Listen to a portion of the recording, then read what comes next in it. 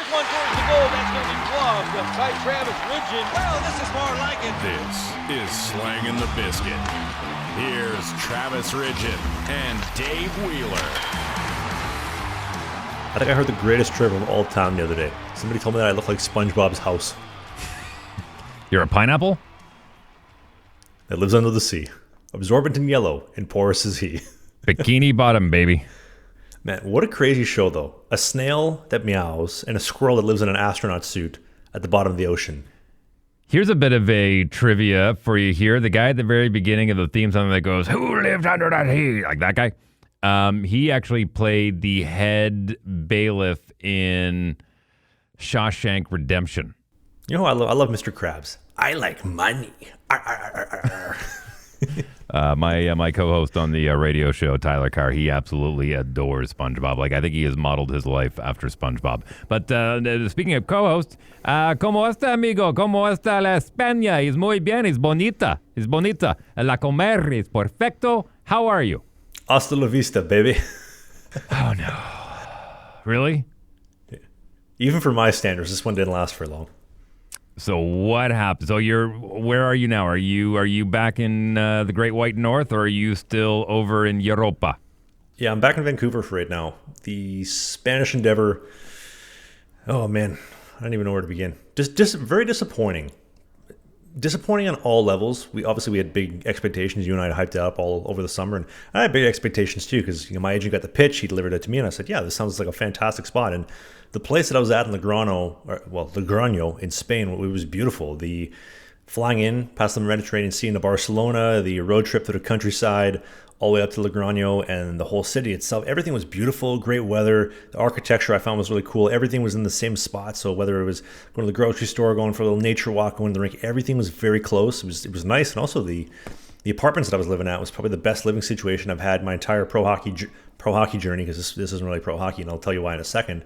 But everything was fantastic. But then the actual hockey aspect of it was disappointing to say the least. It was supposed to be a step below, a step above the Fed, depending on which team we're playing. Going to be a team full of imports, 12, 14, 15 imports, a couple local guys, because you have to have local talent. And it was the absolute opposite. It was 4 imports that were absolutely nasty. We had these 3 Russians that were disgusting. And Russians go one of 2 ways. They're either really good or really bad. And these guys were really good. We obviously had Rob, my friend Rob from Butt Ends. He was there. Rob Lalonde took 10 years off, played 200 games in the East Coast American Hockey League, and then he came back to go play in Spain. He was there when we had another guy from Finland who was nasty. But then the rest of the team was just 18, 19, 20-year-old kids from Spain. And they're not even men, they're boys. And we're playing pro hockey with boys. It doesn't really make any sense. And then as far as the actual setup goes, so I come there end of September.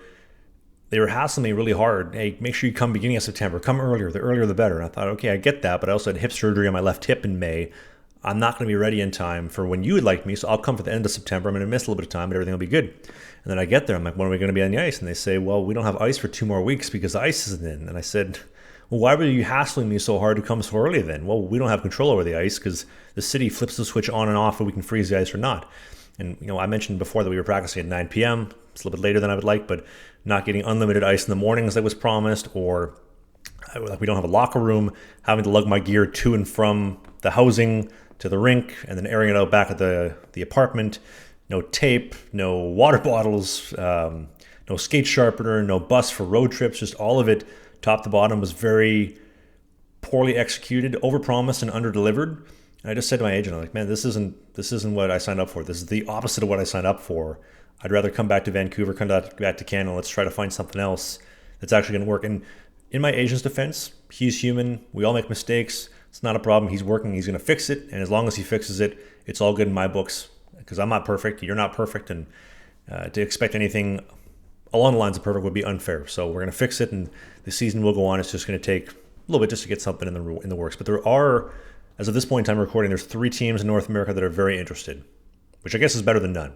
Yeah, so I would say so. Now, just going back, staying on the Spain thing for a little bit, I watched the video on the vlog channel of you warming up in a very fog-filled arena, and it was even mentioned in the comments that there was a lot of dudes out there with cheese graters, and man, you took more headshots in that video than all of last year, I think. like where was the miscommunication outside of the language barrier? Like where was the miscommunication? Because it sounded like this league was on the up and up. They were broadcasting games. They had their proverbial stuff together. I mean, like, well, where did the miscommunication break down? Yeah, that's a great question. Some of the teams do have their stuff together, but some of the teams don't. And this is the thing that happens when you go to Europe. Sometimes, if you're playing with a more bottom team, you run the risk of them, I guess, fleecing you, over-promising and under-delivering on everything. I mean, it happened my first year in Sweden, the team outside the Stockholm area, and also to prepare for exactly that based off previous experience. I told my agent, I said, okay, listen, I'm going to leave. We're going to go back to Canada. We'll tell the team after I got the rental car and I start bouncing, because the last thing you want to have happen, which is what happened to me in Sweden, was you hint that you're going to leave. They take your equipment, they throw it in a cage, and now it's all locked up. So, well, you can't leave unless we give you your equipment. You better do what we say if you want your equipment back. And it's just easier if you just cut ties cleanly. So that was the, I guess, the departure, if you want to call it that. But yeah, just very poorly executed on their part. I wish them the best of luck, though. It's a beautiful city, beautiful spot to be at, and probably the best vacation spot you could have for hockey. It's just a shame the hockey wasn't good enough. And like you mentioned, man, I took more headshots in that one ice time than I think I did all of last season. I mean, these guys are buzzing me in the head 10, 15 times, which is crazy. I remember, actually, this is a good story too. I went to the medic staff. I said, hey, you want to test me for a concussion? Because I've been literally dinged in the head from 5 feet away. I don't know how many times. Guys taking clappers like right in the middle of a circle hit me in the head. I said, okay, yeah, sure, we'll do a concussion test. So me, the medic lady, and then the translator. And she's like, we're going to do your blood pressure, like a diabetes test, right? We're gonna check your blood sugar, and we're going to do a blood pressure test. She put like the armband on me. I do that. She said, you're not concussed. I said, this is it? This is how we're going to test for concussion? She said, yep, you're good to go. I'd never heard of this before, ever. Whew. Okay. How was the food? Outstanding. Yeah, I was eating like that. a king for half the price. I was telling Dave before we started recording the show, I just basically ate New York strip steaks and Greek yogurt for 2.5 straight weeks. And for half the price of what you would pay in North America, which was awesome. And the quality was outstanding. So what's is Rob back in the great, or is he stateside now, or what's the deal with Rob? No, Rob's still sticking it out there. I think Rob's going to be there for a little bit more. Then he's got some business to take care of. But yeah, he was enjoying it, man. He speaks full fluent Spanish, so he was dicing it up. He's got a couple hot laps to give, I'll tell you that for sure. Well, good for him.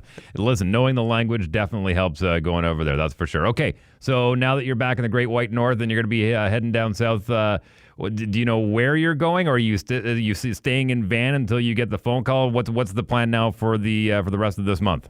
Yeah, I don't have anything finalized at this point in time, but we'll talk about that next week. Hopefully I'll have something better to tell you at that point in time, but this is all I got for you at this moment in time of recording the show. Okay, so are you going to be? Are you staying on the ice while you're in van then, at least?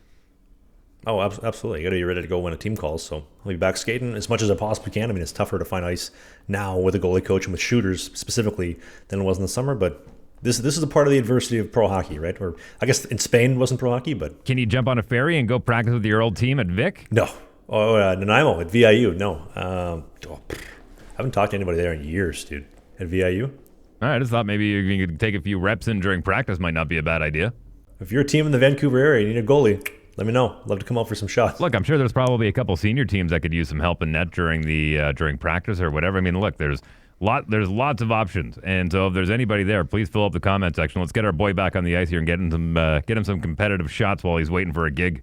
That's a great idea. Actually, I got a call from Kyle, the owner and GM in Vail, the Vail Yeti out in Colorado. Mm-hmm. He told me, dude, in the new year, you're welcome to come anytime. We can keep in touch, and would love to have you out anytime. You just tell me when, and we'll make something happen. So that was exciting, and I loved being there, dude. Playing for the Vail Yeti. That's an experience I think you should get, because they renovated the arena this summer. They upped the capacity. It was 1,600 seats before. It's not going to be. I might be wrong on this one. I think it's going to be 2,300 this season. Fully sold out, an electric atmosphere. These fans are crazy for hockey. They're cuckoo for Cocoa Puffs in Vail, Colorado. It's an awesome environment. Well, as long as the sight lines are good, because you can put in more seats, but that doesn't necessarily mean that you're going to be able to see the game based on what we've seen in Utah. Yeah, you won't be missing half the offense or the defensive zone like in Utah. I saw that video on Instagram the other day. That was nutty. The Utah rink, I think it's called Delta Center or American Airlines Center, United Center maybe. It's one of the airline centers. But the seats are so far forward that if you're in the upper deck, you're missing half of the closest offensive zone, which I thought somebody messed up here. Someone's getting shit canned on Monday. No, I don't think anyone messed up. I think when that was built, it was built with concerts and basketball in mind. And the Utah Jazz play there, and it's a fantastic spot to see Jazz games from what I understand. But I know that there's been IHL and AHL there, and people are like, well, they've had hockey there before, so they should know. But you're not going right to the back of the arena when those games are happening, right? I mean, they probably had it roped off at the top, and the sight lines were great, and they probably had that area scratched off. So when they were selling seats for those games, they probably didn't have a situation where there was bad sight lines. But this is not the first time this has happened. When Phoenix first went down when the Jets first went down to Phoenix, they had an issue with that when they were playing downtown where the Suns play. I know Ottawa had a bit of a situation when they first expanded back in the 90s. There were some sightline problems. Where else? When the Islanders went and played in Brooklyn, they had some issues there. Remember, it looked like a European rink where they had vehicles up on the side. Like they work with what they have. I think what they thought was, hey, we'll put people in here. You still get to see 75% of the ice. We'll reduce the tickets that way, telling people reduced visibility, but we want to get as many people in there as possible. But you can't be selling those tickets for full freight, and I certainly hope they're not. I certainly hope they're smarter than that, or maybe they're capitalizing on the whole new aspect of having the Utah Hockey Club playing right now. But I'm sure they will get it figured out. Maybe turn those into boxes somehow where you're not necessarily sitting stadium style all the way back. It'd be more of a flat part, but they got to keep the Jazz in mind because you don't want to screw with that too much. So they'll get it figured out. Again, they only announced this, like 4 or 5 months ago? So I think they've done a pretty good job to get it to where it is for now. But yes, they will have to make improvements as they go along. But yeah, don't look a gift horse in the mouth too much. How scummy of them, though, to call the Utah Hockey Club, knowing that they're going to change the name and add a logo and new jerseys next season. So you fans coming in year one, we'll rinse you for 3 jerseys this year and all the merch. And then next year, we'll get you again. That is so scummy. Not really. Look, every team's doing that with their 3rd jersey and the commemorative jersey and the heritage jersey and whatever. They'll call this the inaugural jersey, and they'll still use it, and it'll be a throwback, and it'll be up on the shelves. It reminds me of old Spaceballs. Marketing, merchandising. We got Spaceballs lunchboxes. We got Spaceballs this. We got Spaceballs that. It's merchandising. They're probably looking at it going, ooh, this is good. Let's go with no name. Same thing that PWHL did. Now they got logos. They get to sell all brand new merch again. It's not necessarily a scummy move unless you look at the whole league in doing that, because they've been doing that for decades. I mean, they did it a couple of years ago. They had the 2 jerseys. They had the alternate jersey and then the reverse retro jersey, and then, like you mentioned, all the other commemorative jerseys. So, bit of a fleece job. I'm not a big fan of that personally, but look. If you look at it this way, the Montreal Canadiens actually hold the record for the most amount of jersey changes as far as the little tweaks, like the blue band gets a little thicker, the C turns in a little bit more, the H gets bigger. Like they've tweaked it just a little bit here and there, but they've kept it. They've kept the core of what the CH is, right? So it always goes through changes. I mean, look at it this way. The Detroit Red Wings, when Nicholas Lidstrom was captain, they had to put the C on the other side because they streamlined the jerseys, and the Red Wing logo was too big to put the C up there the way Steve Yzerman had it up on his shoulder, so they had to move it to the other side. So listen, it happens. It's part of the thing. It all comes down to making the cash register make noise. That's true. Have you been following Kasimir Kaskisuo's videos the last little bit? Not in the last little bit. I'm familiar with him. I know he has been doing rather well on YouTube, comparable numbers to what you get on your vlog. I don't know a whole lot about him. I know he's had. I don't even know if he's had a cup of coffee in the NHL, but he's traditionally been an American League goaltender and an East Coast goaltender, and a little bit overseas as well. Am I right on that? Yeah, pretty spot on. He's been doing his YouTube vlogs since I think about 2020 when they had the scamdemic bubble, but I've been a fan of his stuff for a bit. I mean, him and I maybe don't see eye to eye on every single thing, but if he does well, I do well, because I'll piggyback off of his YouTube recommendations, and then so back and so on and so forth. He'll piggyback off our YouTube recommendations, and so I think it's good to support everyone in the community. But I had a thought recently. So I follow his stuff. I don't watch every single video, but I try to watch as much as I can when I can, because it's interesting to see from a goalie who's world class and is been around. He's been an American League All-Star. He's played in Sweden. He's done a lot of really good things. One of the best goaltenders, I think, statistically in the NCAA's history. But so he gets drafted or picked up by Toronto out of the NCAA. All-star with the Marlies. Like I said, played with the Leafs and then picked up with Nashville. He had one game with the Leafs where I think he got shelled for 6 against Pittsburgh. Mike Babcock kind of put him in a bad spot there. And he was never going to bust out behind Freddie Anderson and Garrett Sparks, so he ends up going to Nashville. I think he played a couple minutes in one game. I don't think he started any games. And then went to Sweden, had a great season in Leksand. And then the second season, for whatever reason, he went from playing 50 games down to 10 games, and he went from having like a 950 and 920 save percentage his first year to stats that are about what I would put up, which is obviously not good. It's in the 800s.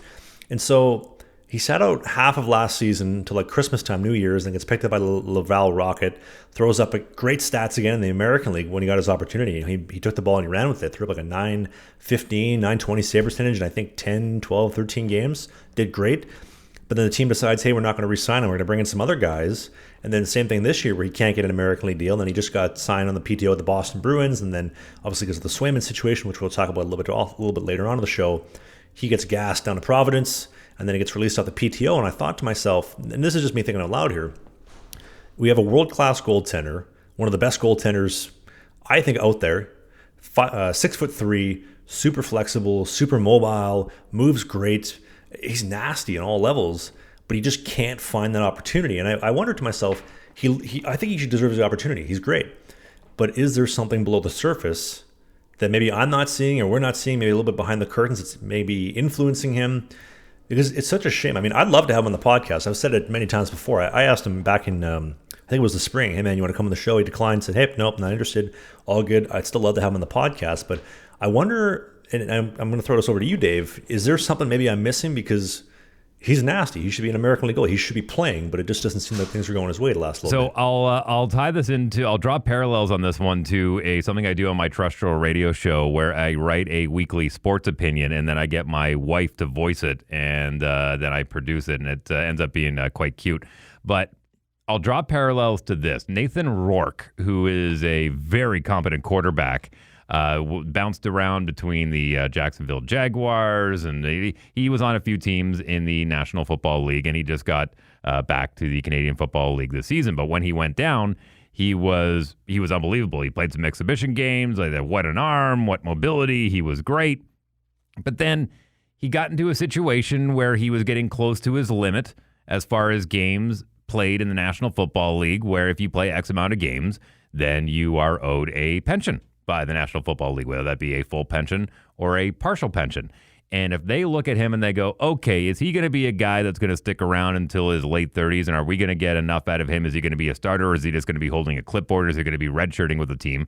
Can we get that exact same kind of performance? Can we get that exact same kind of player in somebody much younger who has a lot less games played? And I think when you're in a situation where you start getting into your early 30s where, yeah, hey, you're a good goaltender.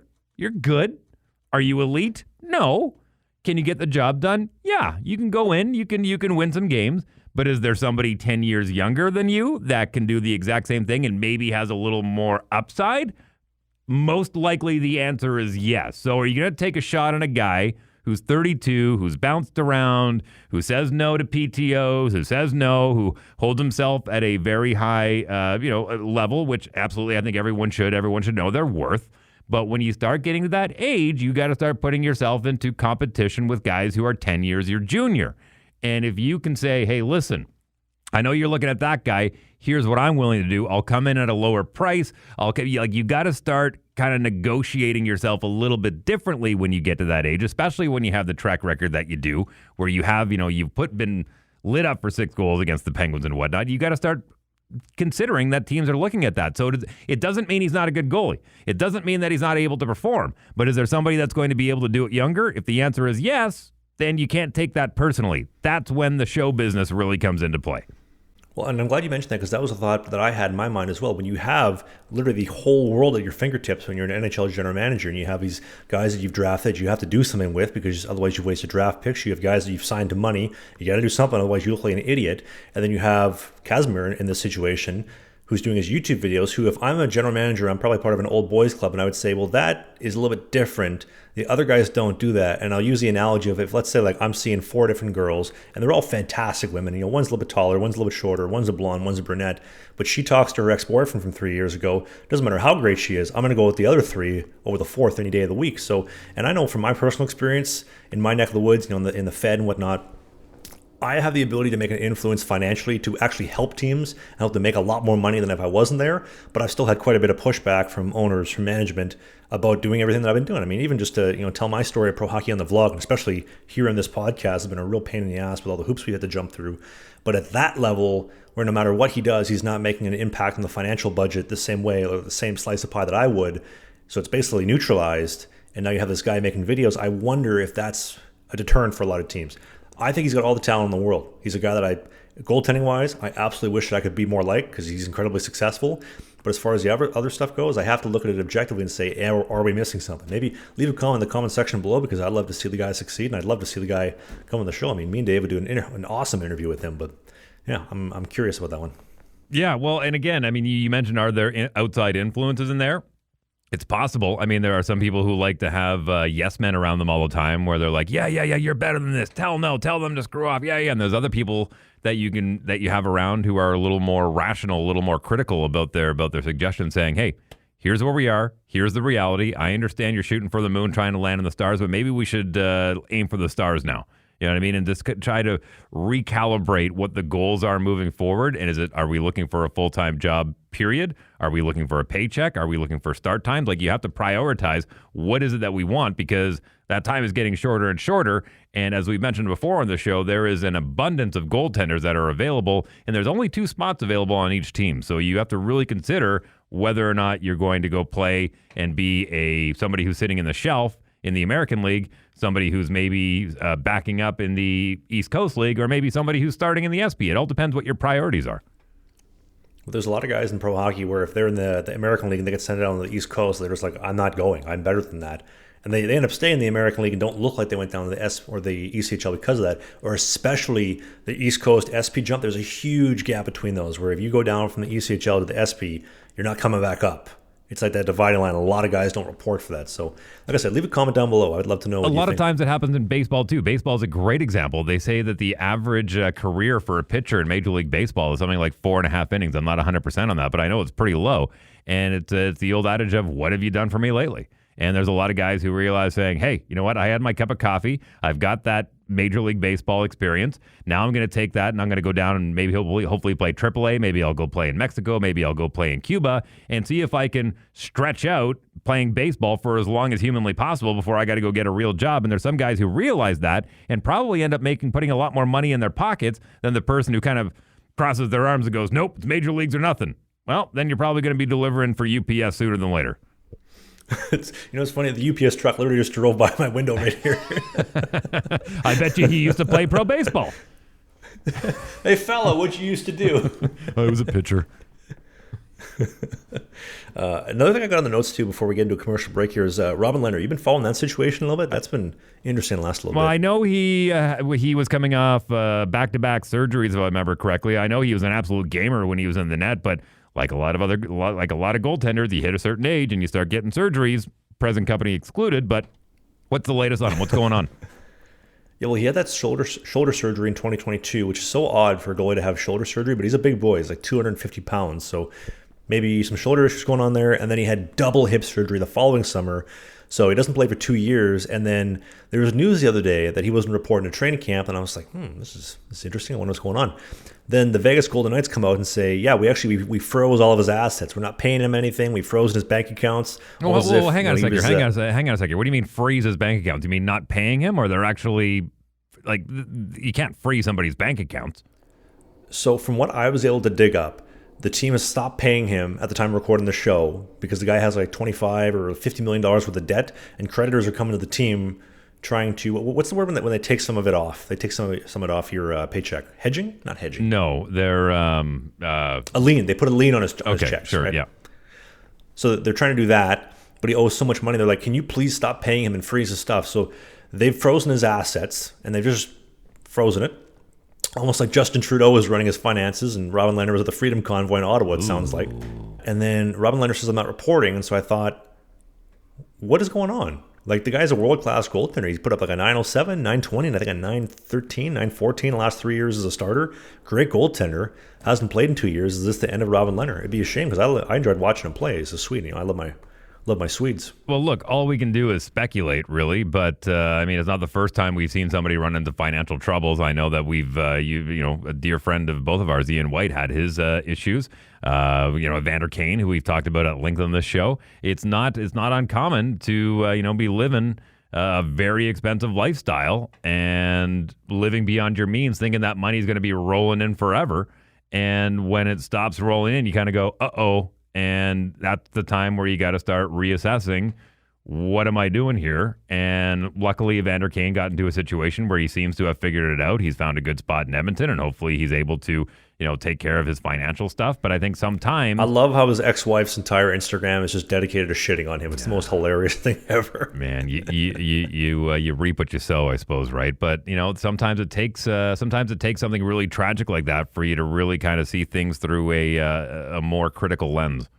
We're hoping for him, man. I would love to have Robin Lehner on the show, too. I'd love to have a conversation with him. I'd love to get to know him a little bit better. Right? We can kind of tie these two things together here really quickly, right? Where you kind of look at a situation where a lot of teams, skill doesn't always win. You know, like you have to be really extremely exceptional in order for teams to put up with the BS that comes along with it. If they had their choice of bringing a medium skilled guy in who has a lot of BS, or a guy who's a little less skilled but zero BS, I bet you they're going to take that less skilled guy because it's a lot less headaches going forward for the entire season. So, I mean, I know we talked about it before, but that brings in a lot of balance, man. And that's not just in hockey. That's not just in professional sports. That's in a lot of industries right across the board. Well, the first one that comes to my mind is Antonio Brown. You can do whatever you want as long as your performance outweighs the bullshit and the shenanigans. And he's the perfect example. How many years did he stick around past his shelf life where he just kept performing? I mean, he won a Super Bowl with Tom Brady and the Bucs because the guy was just so nasty. But then I guess they had enough of him one day and he took off his gear and he left the stadium. What was that, 2 years ago in Tampa? But yeah, like you said, we'll put up with your shit for as long as it outweighs your performance. Listen, or your performance outweighs the shit. Before we jump into another topic here, I want to wish everybody in Canada that's celebrating Thanksgiving this weekend. It is the Thanksgiving long weekend, so if you're watching the show on the weekend, welcome. Hopefully you enjoy your day off tomorrow. But yeah, happy Thanksgiving, everybody. It's a little bit different down in the U.S. Our harvest times are different. Yeah, if you're sitting around Thanksgiving dinner, you're going to want a pair of nice, comfy underwear so you're not sweating, you're not uncomfortable, which is Sheath Underwear, the presenting sponsor since day one. If you're tired of those $5 Fruit of Loom underwear that when you stretch them out, they don't stretch back. If you're tired of having your ball bag stick to the side of your leg. If you're tired of your father being disappointed in you as a child like mine was, this is where it begins to turn around. You got to get a pair of Sheath Underwear. They got this brand new and improved, better than ever before, bamboo mesh technology. It's awesome. Keep you cool, keep you comfortable. They got the dual pouch technology as well, which is a separated, segregated compartment for your manly parts so that your cannolis and your bocconcinis, to put it nicely, are not touching. They're not sticking. They're not bat winging. And listen, you don't have to be Italian to get a pair of Sheath Underwear. You just go to the link in the video description. You tap on that on the video version of the show, Apple, Spotify, podcast notes as well. Click that link. Code BIZKIT, BIZKIT, will get you 20% off the greatest pair of underwear money has ever bought and ever will buy, only from the team at Sheath that we are so proud to have as the presenting sponsor for the show. Thank you, Sheath. Hey, listen, I know we mentioned this a few times, but any update on RA from Spittin Chiclets? Is he back on the show yet? And I'm curious. I'm honestly asking out of sheer curiosity and hope that everything's going better for them. Yeah, RA's off the podcast for the next little while. They had an interview with Ryan Whitney and Dave Portnoy. They were doing some podcast. Can't remember what it was called. But Whit was basically like, yeah, RA's not on the podcast for a very long time. He's got to get his shit sorted out. He was going through a lot of stuff with the divorce that we talked about. And again, not enough gets talked about men going through a divorce. I think the man goes through a divorce 10 times harder than women do because we just don't have the same firmware to move on that women do. So again, thoughts with RA on that one. A lot of the substance abuse stuff as well, but he's got to get his stuff cleaned out. I will say, I respect the loyalty that Wiz and Bit have towards him. And all the interviews they're doing, no matter how much backlash they've been getting for people, us included, saying, hey, RA and his pear-shaped body have got to go off the podcast. It's so much better when it's just Wit and Biz. They have stuck by him. They have said, listen, he's not leaving the show. He founded the show. We appreciate him. He's going to get his shit cleaned up. He's going to get his life back together, and he's going to come back. It's not going to be for a bit, but dude, they've been loyal to him. You got to respect it. That's hard to find in this day and age. Absolutely, 100%. And like you said, he was kind of the one that kicked it off and got them there. So no, I appreciate that. Good on both those guys. I hope though that they go back to the original Chiclets. I've heard people say this many times before, but there's an essence and a vibe that the original Spittin Chiclets had when they were doing 2019, 2018-ish that they just don't have anymore. Maybe because they've gone so corporate with Barstool and all the gambling ads and just things have changed. No, I think every show evolves. I think they're maturing. I think, Biz is, both of them now are further removed from the game than when they first retired. And so, priorities change and the show is evolving. I don't think it's necessarily worse. I mean, it's probably better in a lot of aspects, but, it's like Jay-Z said, you like my old stuff? Go listen to my old stuff. But I want the old stuff of them talking about the new stuff today. Yeah, that's my personal opinion. And you're allowed to have that, thank goodness. I don't know about you. I'm appreciative for what they do, though, because everything they did to carve out the whole hockey podcast niche is literally why we have a show. They carved out a niche that did not exist before them, and we get to piggyback off their success and all the other hockey podcasts as well. The Missing Curfew show, I love Obi and Uppy over there doing their show at Missing Curfew, Empty Netters, all that stuff. Slangin The Bizkit, obviously, being the second most watched hockey podcast on the planet behind Chiclets. By the way, that's possible because of what Chiclets did. Speaking of which, I know they do a golf tournament every year. Would love to get an invite into that one day. And thank you to everyone that checked out our little summer series there and watched us go out and play the Dunes, the Dakota Dunes out in Saskatoon, Saskatchewan, and had a fun little day doing that. And I want to whoa! You played golf. I beat the sand and beat the turf. I got owed me lunch money. Well, you're bringing me to my next point. I want to make sure that since you're back in Vancouver and you've still got sunshine out there, make sure you're getting the sticks out and swinging the club a little bit. Maybe hit the driving range a little bit, maybe a simulator, and see if you can get that swing in check for the springtime. I don't have any clubs. I got to get some clubs. I think I got to get some custom fitted ones because I've been using my mom's. No. My mom's tiny. No, my mom's like 5'2", but I'm 6'5". You do not need custom clubs. What you need is you need to go to a secondhand store. You need to go to a Value Village. You need to go to a thrift store, grab a set of clubs, and just start working on your swing. That's what you need to do. Once you know what your swing is going to be moving forward, that's when you can go and get fitted. That's when you can go and get a grip fitting and a club fitting and a shaft fitting and all that kind of stuff. But right now, you just need to work on that swing, and you can go and do that for very, very, very cheap by going to a secondhand store. That's where you're going to get the most bang for your buck. I'm not as good as you, but God, I love golfing. Out in the outdoors, beautiful weather, beautiful spots. Golfing's fun. I'll tell you, man. Golfing's fun. It's get into it now. It's a game that you can play literally from cradle to grave, and I wish I would have started sooner. But yeah, believe me, if you've got some time on your hands, get the sticks out, get to a driving range, and just get comfortable with hitting that ball. Yeah, if you work at a golf course, Jasper, Banff, Revelstoke, any golf course in Western Canada, give us a shout. We'd love to come golf at your course. And speaking of hacking, smacking, we got to talk about the Oilers goaltending, man. That Jets-Oilers game. Oh. Where do you want to start it? You want to start off on that one? Jeez. Well, listen, this kind of goes to what I was saying last season. Like, I don't think Skinner's the answer. I really don't. I think that old style of score more than the opposite guys, that old Grant Fuhr style of setting up your goaltending, I don't think that works anymore. Now, in saying that... They were so close to beating that theory, though. They almost did it. They were so close. But they didn't. And EA Sports did a simulation. They did a simulation. They simmed the entire season all the way to the Stanley Cup Finals, EA Sports NHL 25, and it had the Oilers going back to the dance again and getting beat by the New York Rangers because their goaltending, in my opinion, is just not Stanley Cup winning caliber. Now, I know everyone was willing to throw the baby out with the bathwater last season when the Oilers started and they were horrific and they were sitting in the basement of the Western Conference. I think we may see something similar. I don't think we can judge the entire season based on the 6-0 blowout that the Jets gave the Oilers in their home opener. But my goodness, I don't know if you can blame it on the rust. I don't know if you can blame it on, he didn't have a great training season. I think you got to look at your situation, and I just don't think that he's the guy that you can rely on. I'm sure he's a very nice gentleman. He's got an amazing mustache. He looks great, but I think there are better options out there. I'll be honest for myself personally. I am a little bit jealous of him because the guy's making, I think, $4 million a year, maybe 2.5. He's making a lot of cash. He's a world-class goaltender. He's got the status and the mustache. I can't get a Muzzy to go that good. I got the beard taper, but I don't have the mustache. So I am jealous in those senses. And he's an absolute world-class goaltender. I mean, just to be top 64 in the world is hard enough as is. I mean, and worked hard to get my little sniffs in minor pro hockey, let alone to imagine, okay, this is what I did, so multiply that out to where he got to be the NHL, being NHL starting goalie. I couldn't even comprehend how hard that must have been. But he's not an NHL caliber elite goaltender. He's definitely a great goaltender, but not an NHL caliber goaltender. I mean, home opening game, dude, you can't give up 5 goals on 11 shots. Like that's tough. You know what the part that bugged me the most about it was, Dave? His body language, it pisses me off. He's defeated. He gives his D-man the old gloves up, the old palms up. Wasn't my fault. What are you guys doing? Like that pisses me off so much. Ownership and responsibility. Puck goes in. You got to find a way to make a save. It's sometimes hard because I sometimes struggle with that. Of hey, yeah, did I have a chance on that one? Not really, but my job is to make a save whether I like it or not. Well, I'm going to go back to another. I'm going to go back to another Oiler goalie who I actually had the opportunity to watch him practice. Was Bill Ranford, and there was a guy that used to get mad when he let in a goal in practice. Like he took it personally when he let in a goal in practice. He didn't blame anyone else. He didn't point fingers. He was mad at himself for letting it in. And I think that's the kind of killer instinct that you need to have. And like you said, they're not getting that out of Skinner.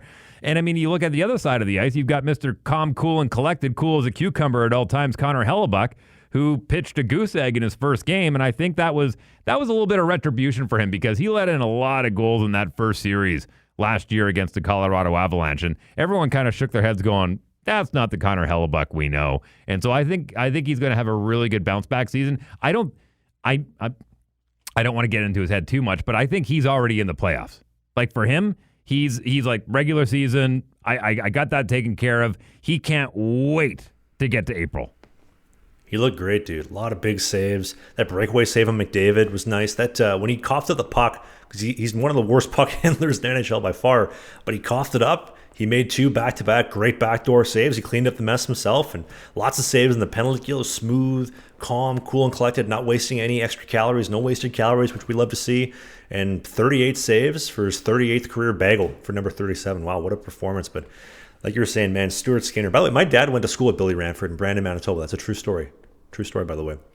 But Stuart Skinner, man, I'm jealous. I wish I was him. I wish I had the zeros in my bank account. I wish I was playing in the show.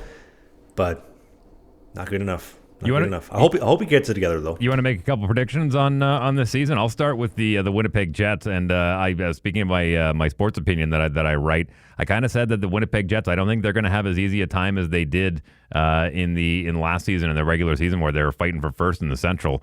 I think they're going to be fighting tooth and nail all the way to that final playoff spot in the West. Well, they got one of the best goaltenders, top 2 for sure in the entire league. So I think they'll definitely make the playoffs. The Oilers, I don't know, man. I don't know.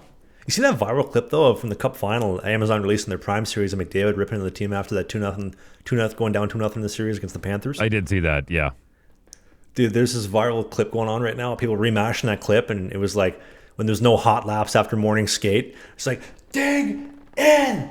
This is not good enough! It's not good enough!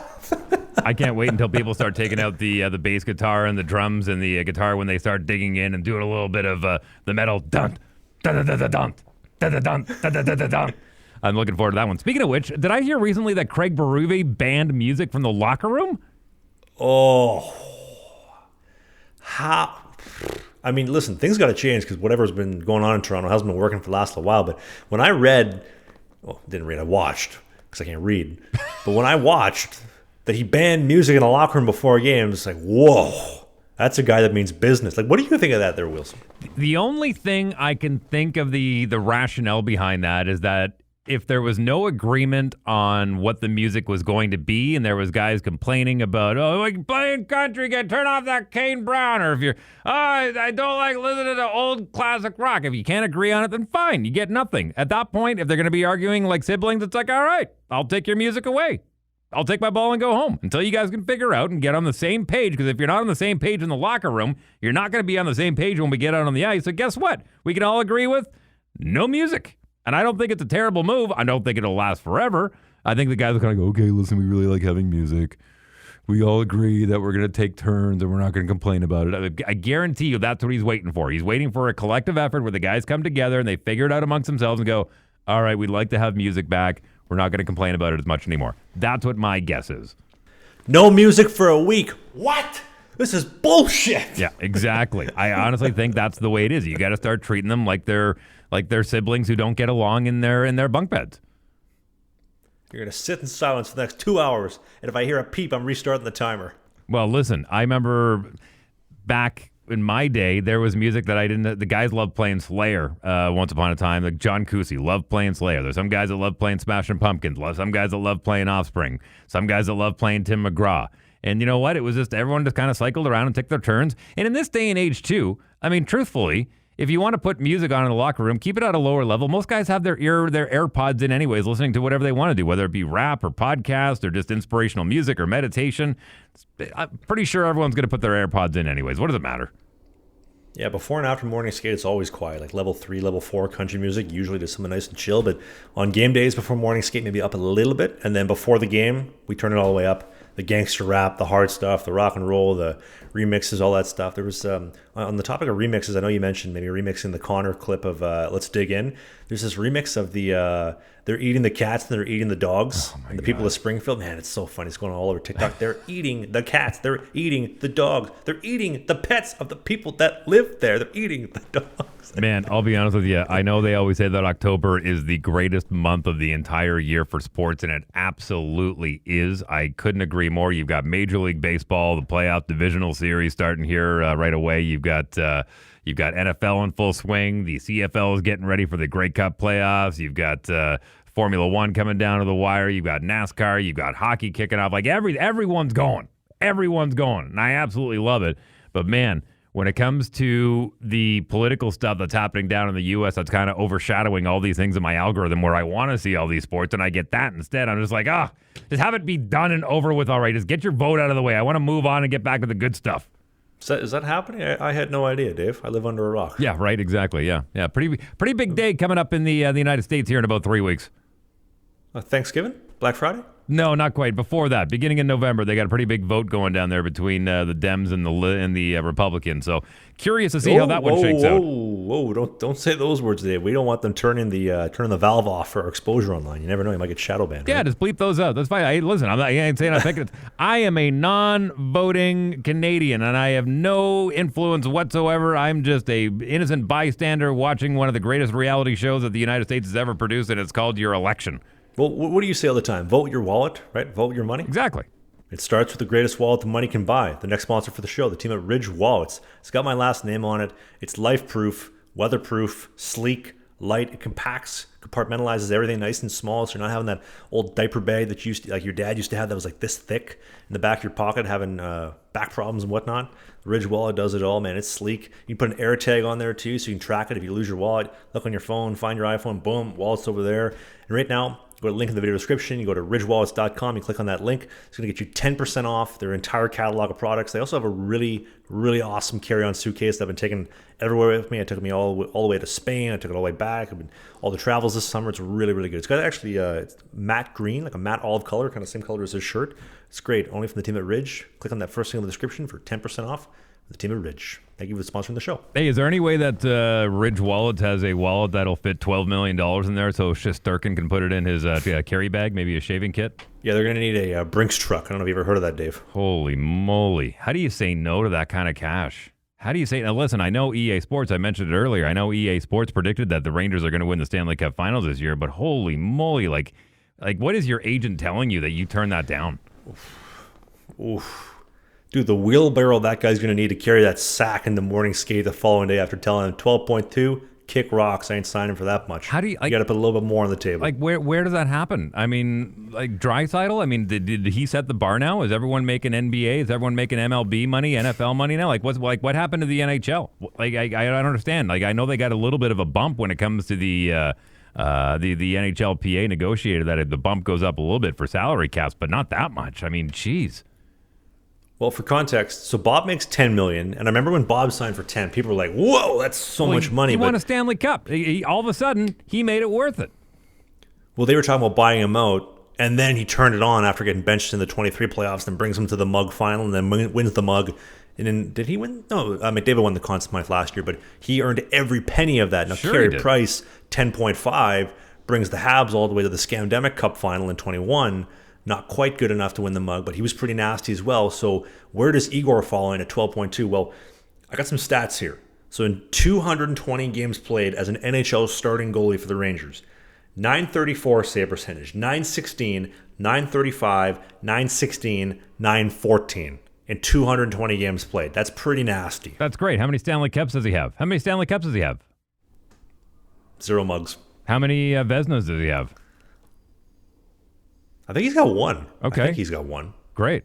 And I don't know, man. I'm starting to appreciate, maybe it's my age, but I'm starting to appreciate guys more like Shohei Ohtani with the LA Dodgers and Patty Mahomes with the KC Chiefs, who kind of said, hey, listen, I'm happy to make $4 or $5 million a year. Let's take that money and sign good players that I can play with so we can go on and win championships. And I'll make money on the back end through my endorsements. I'll make money on bonuses. Like, pay me that way. I'm comfortable. Like, this amount of money will make sure that I don't go to the poorhouse for the rest of my life and probably a couple generations after. I'm comfortable with this. Let's go out and win championships. Like, I'm really starting to appreciate that kind of mentality from pro athletes. And these guys that hold out after 12.2, like, I'll be honest with you, I was kind of a fan of Shesterkin up until then. Okay, tell me if this is too much after I say it. In worst case, we'll just chop it out of the show. But I remember when Muzz and I were having dinner. This is a while ago. But we're talking about money. That's one thing that him and I talk a lot about, is about money, about financial goals. And like, okay, he's playing in the NHL.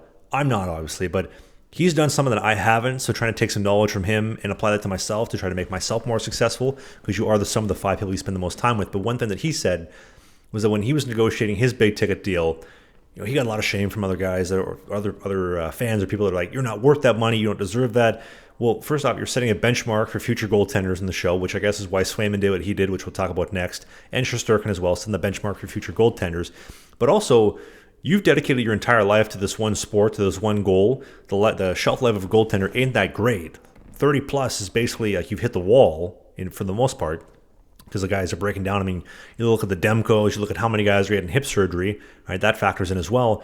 But it's also a chance to get generational wealth to support your family forever, so that his kids and his kids' kids never go broke, never go poor. Their university, their cars, everything are paid for if he wants to do that, because that money is going to be reinvested to make even more money. And so I don't know if we need to chop that out or not. That's too personal. But Muzz told me that, and I thought that changed my whole perspective on guys wanting big ticket money. Yeah, I get that. I know there's some pressure from the PA as well, because they want to try and maximize the dollar, and then it absolutely sets a benchmark. But at the same time, you got to look at the other way too, where it kind of actually screws over a lot of other guys who, if you sign for $10 million a year and you don't earn it and you don't show up and you end up getting sent down or you end up getting bought out of your contract, that doesn't show well for a lot of other goaltenders or players in general that are coming up, where they got to go, listen, we got bit on the last deal.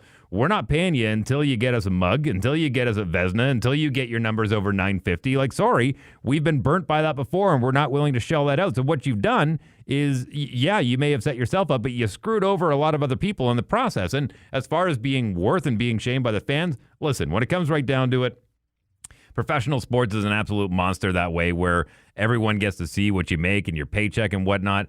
And this is when it comes down to vote with your wallet. Then, maybe then you start questioning whether you're going to pay $150 for that seat. Maybe you start questioning if you're going to buy that authentic jersey, or if you're going to go on wish.com and get one that is maybe a lot cheaper, maybe not authentic. But hey, you know what?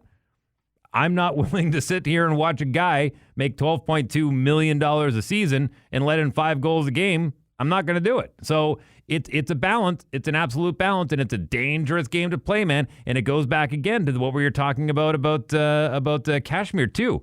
I mean, there's a situation where he has a certain expectation. It's like, well, what have you done for me lately? So I'm not saying I got it figured out. I'm not saying I got the right answer. I'm going to stick to what I said. I appreciate the guys who are willing to say, I'm okay with making this. Let's make the team better. Take that money, sign me good players that I can play with, because that's going to make all of us better.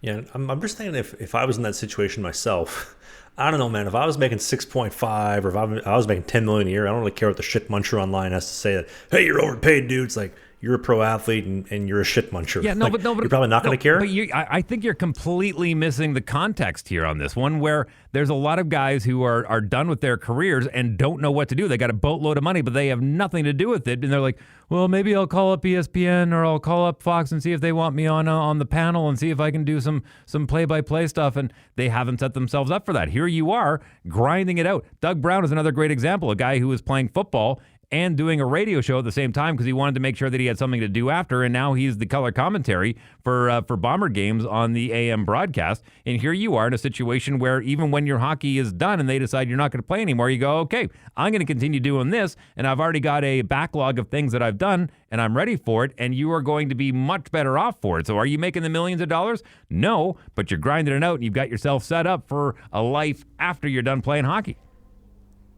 Yeah, but I've been forced in that position where I know that money doesn't last forever, and I'm going to have to do something else to continue to and that means make you money and support a appreciate family. it a lot more. That means you appreciate that money a lot more. That's true. I have heard from other people that are significantly wealthier than I am that the best part of having money is reminiscing of the times when you didn't have money and be like, yeah, that was fun. Wayne I remember Gretzky, that. Gretzky said it really well when he said this is while he was raising his children. He said it's really hard bringing up your kids with the same values you had when you have money. Because Walter was not a rich man. He absolutely was not. But what he gave his kids instead of a lot of money was he gave them a lot of attention. And Walter was there all the way through, every single game. And he was an ambassador for Wayne. And he was his caddy. I mean, to draw parallels to golf. And I think that for Wayne was worth way more than if his father had $20 million in the bank. You know what I mean?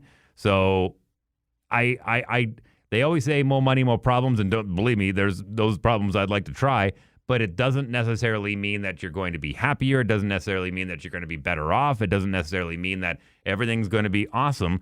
Again, I would rather, and again, this is coming from a guy who never played a single game of pro hockey in his entire life, but this is coming from a guy who looks at that as a fan and tries to put himself in the shoes of that 12-year-old kid who collected the hockey cards and idolized these guys, where I go, man, that guy won how many Stanley Cups? He has how many records? He was, he's in the Hall of Fame, rather than, oh yeah, I remember that guy. Didn't he make $15 million and didn't do anything?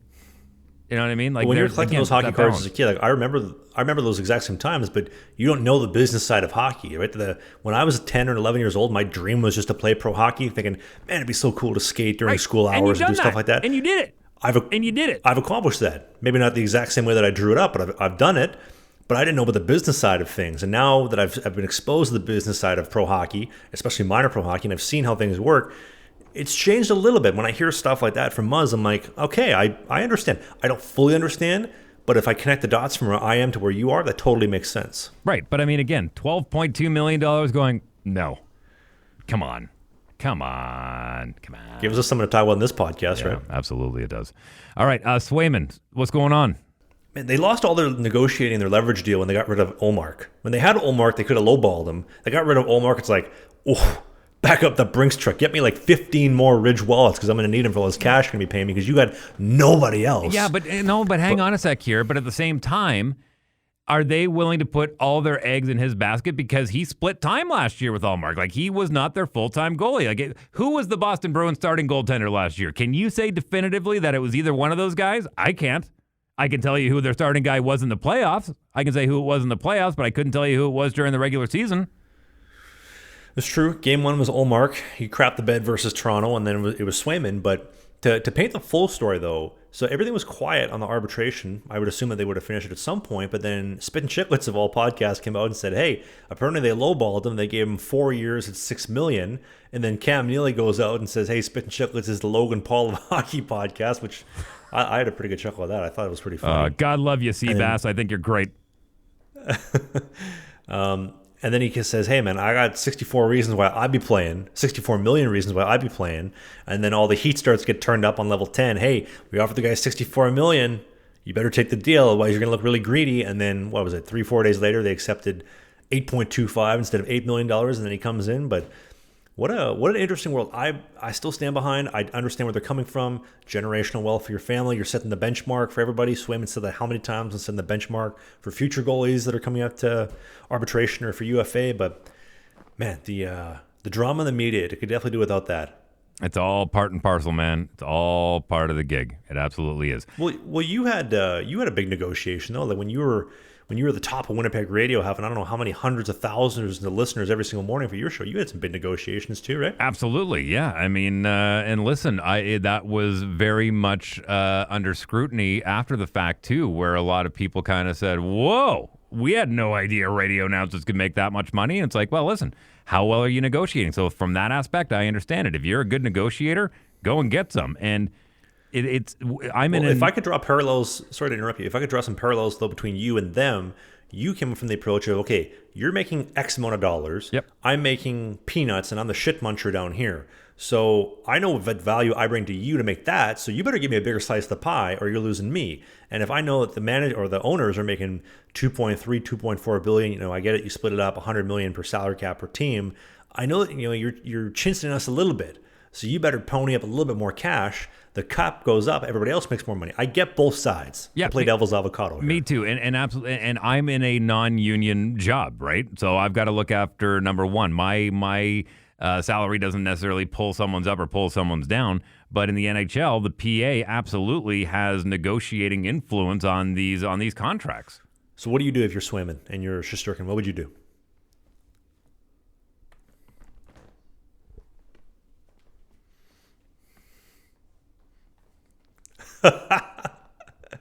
You guys need a goalie. Sign me.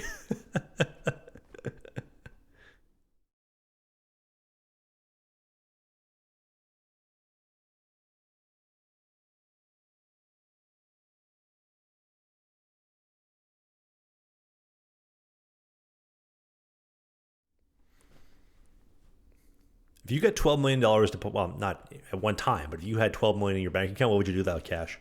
Man, I don't even know. I'll tell you what, though. Okay, I'm going to draw this over to baseball for a second here. Pete Alonso with the New York Mets. He signs a one-year deal worth $24 million with the New York Mets, and he pumps out a home run in the wild card series. And all of a sudden, he became worth it.